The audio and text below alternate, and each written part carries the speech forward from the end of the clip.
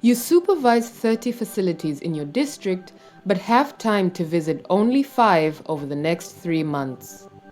If you overlook facilities struggling with serious issues, you may miss the opportunity to provide the support and training they need.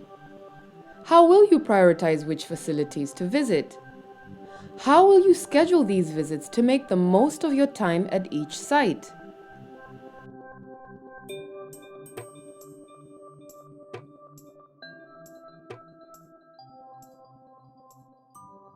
When planning supportive supervision, you will need to prioritize sites to visit based on issues you identified, schedule visits for appropriate times, budget adequate resources for visits, and prepare materials including supervisory checklists and job aids. First, prioritize facilities or districts by identifying ones that need more supportive supervision. To do this, review immunization coverage data and reports from previous visits to identify issues that need to be addressed. A data analysis table such as this one can help compare and prioritize facilities. Common criteria for prioritizing sites to visit include high number of unimmunized children and pregnant women, low coverage rates, high dropout rates, or poor performance reports from previous supervision visits.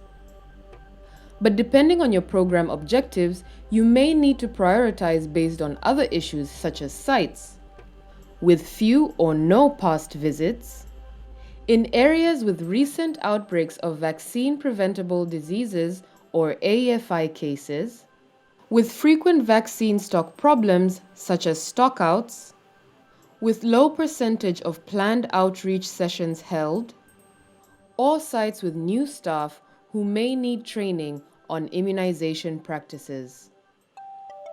Next, consider when and how frequently to schedule visits. Try to schedule your visits on a quarterly basis. Sites with new facilities, new staff, or ongoing problems may require more frequent visits. If a site is performing poorly, it is best to visit once a month, if time and resources allow.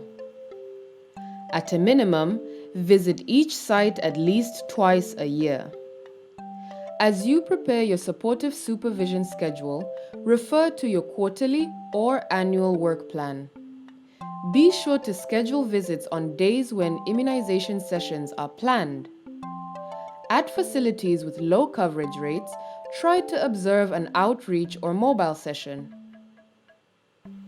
The schedule should be feasible and practical, taking into consideration weather constraints such as seasonal flooding, distance or difficult travel conditions, transportation needs, and availability of financial resources. Finally, be sure to schedule adequate time for a full visit.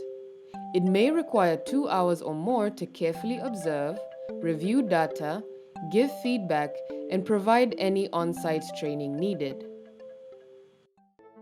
Ensure you have the budget for conducting visits and other supportive supervision activities. Make sure your budget includes adequate resources for transport for supervisory visits, especially if visits require long or difficult travel. You could share travel with other health programs, local NGOs, or other supplies going to the area, such as food trucks. Also consider any per diem costs for staff involved, such as supervisors or drivers. Consult with your Ministry of Health about per diem policies. Incorporate costs for supportive supervision into your district microplans and budgets. You may need to involve senior level managers to advocate for financial support for supportive supervision.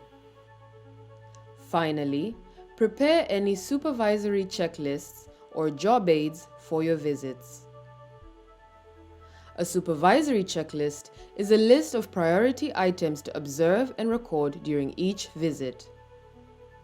The checklist helps you evaluate how well a site is performing across key areas of the immunization program.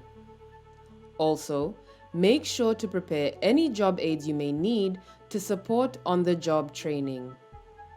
In this video, you have reviewed key steps for planning supportive supervision.